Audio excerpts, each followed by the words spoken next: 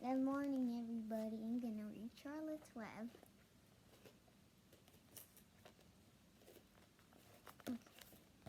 Wait, should I start it over? Or should I go where I started? You can start where you started. Okay.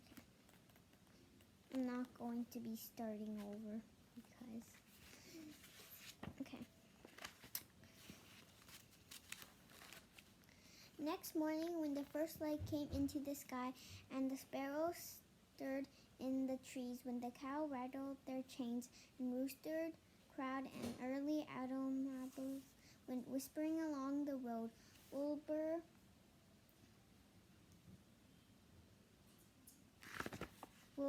awoke and looked for Charlotte. He saw her up overhead in a corner near the back of his pen.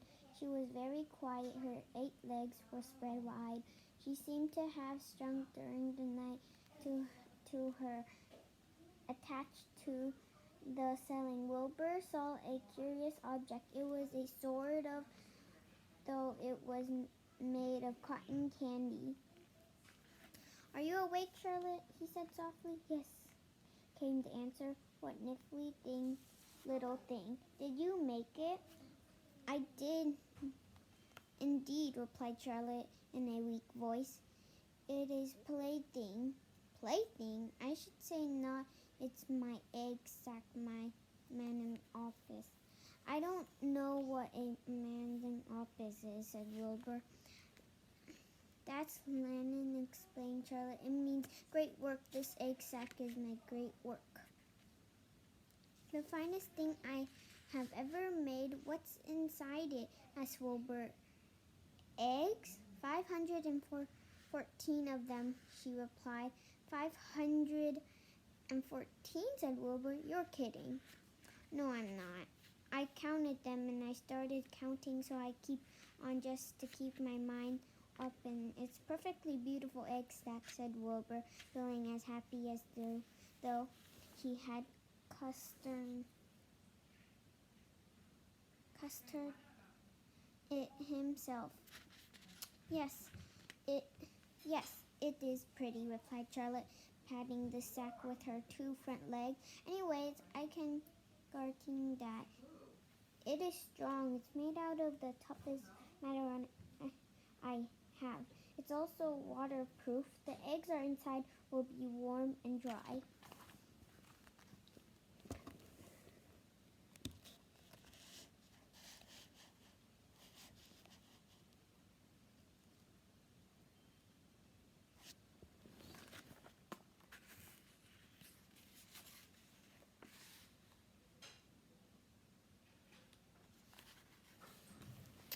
"Charlotte," said Wilbur dreamily, "are you really going to have 514 children?" "If nothing happens, yes," she said. "Of course, they won't show up till the next spring." Wilbur noticed that Charlotte's voice sounded sad. "What makes you sound so hearted? I should think you'll be terribly happy about this." "Oh, don't pay any attention to me," said Charlotte. "I just don't have any much pep anymore. I guess I feel sad because I won't ever see my children." "What do you mean, you won't ever see your children?" "Of course you will. We'll all see them. It's going to be simply wonderful next spring in the barn cellar with 514 baby spiders running around all over the place, and the geese will have a new set of goslings, and the sheep will have their new lambs." "Maybe," said Charlotte quietly. "However, I have a feeling I'm not going to see results of last night's efforts. I don't feel good at all. I think I'm lunging, to tell the truth." Wilbur didn't understand the word lunging, and he hated to bother Charlotte by asking her to explain, but he was so worried he asked, "What does lunging mean?"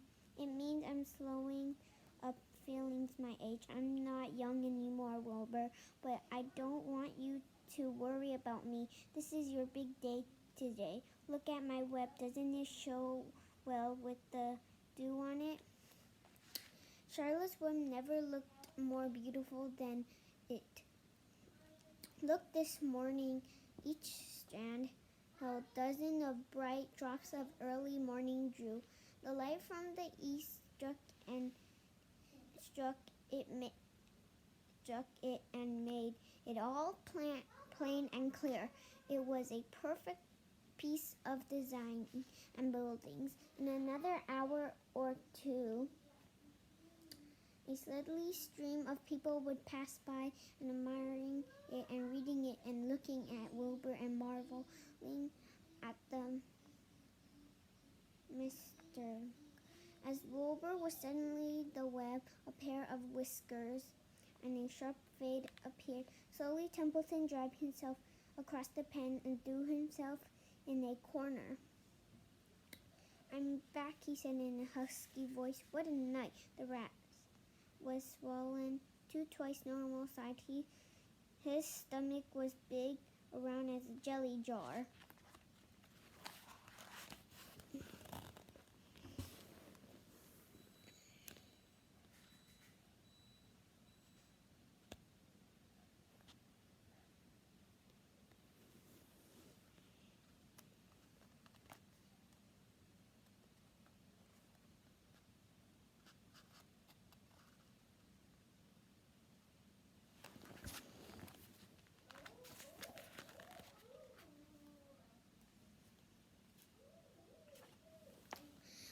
"What a night," he replied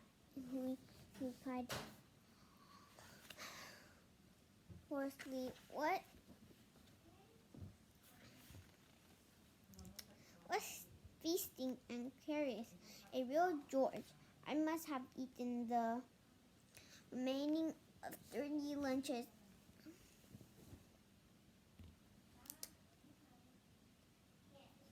Never have seen such a leavings and everything well and second with the passage of time and the heat of the day. Oh, it was rich, my friend, rich." "You ought be ashamed of yourself," said Charlotte in disgust. "It would serve you right if you had an acute attack in instant." "Don't worry about my stomach, Templeton. It can handle anything. And by the way, I've got some bad news. As I came past the pig next door, the one that calls himself Uncle, I noticed a blue tag on the front of his pen. That means he has won first prize. I guess you licked Wilbur might as well relax."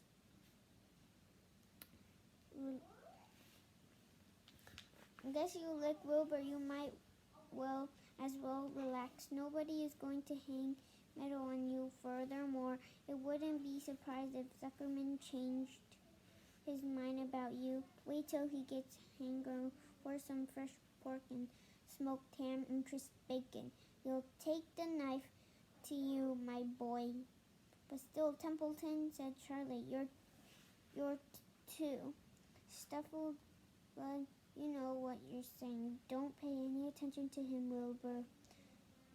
Wilbur tried to not think about what the rat had just said. He decided to change the subject. Templeton said, "If you weren't so droopy, you would have noticed Charlotte has made an egg stack. She is going to become a mother. For your information, there are 514 eggs in that pinchy little stack." "Is this true?" asked the rat. Exclaimed the sat severely. "Yes, it's true," sighed Charlotte. "Congratulations, Reverend Templeton. This space been a night." He closed his eyes and pulled some straw over himself and dropped to a deep sleep. Wilbur and Charlotte were glad to be rid of him for a while. At 9 o'clock, Mrs. Abrams' truck rolled into the fairgrounds and came to a stop at Wilbur's pen. Everybody climbed out. "Look," cried Fern. "Look at Charlotte's web. Look what it says." The grandparents and the children joined hands and stood there studying the new sign. humble, said Mr. Zuckerman. Now, isn't that just a word for Wilbur? Everyone rejoined to find that Mr. Goal of the Web had been repeated. Wilbur gazed up loving to their faces. He looked very humble and very graceful. Fern winked at Charlotte. Lurvy soon got busy. He pouted a bucket of warm slops into the through, and while Wilbur just words. Wilbur. Just words. Wanna read it?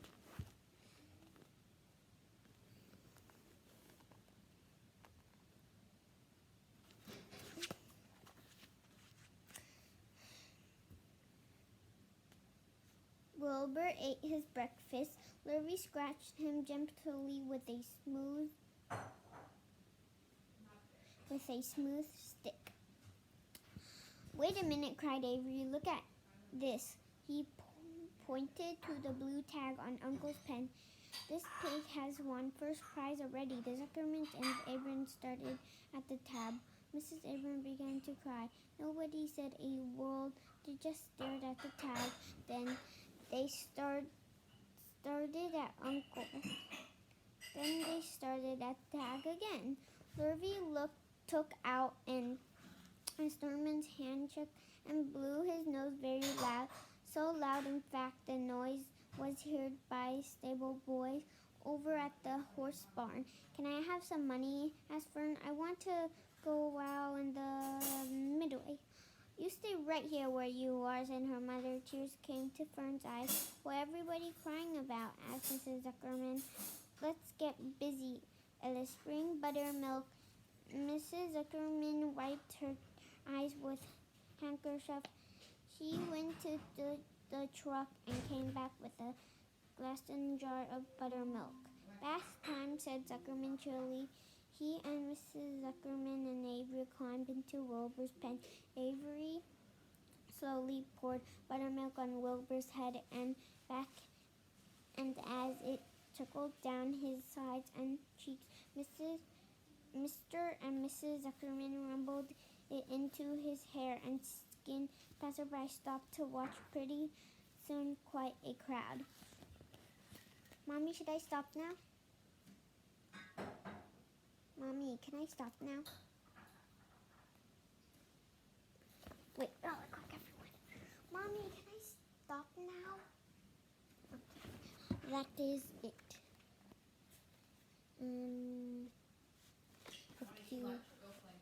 I don't know. Maybe play.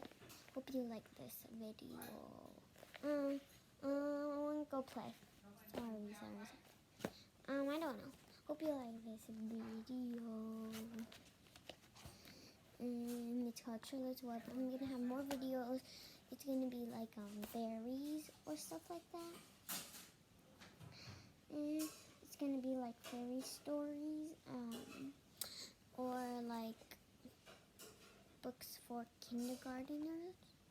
But this is just a chapter book. Yeah, my best friend Addison. Love you, Addison. I miss you, Addison. Hope you watch this video, Addison, and other people too.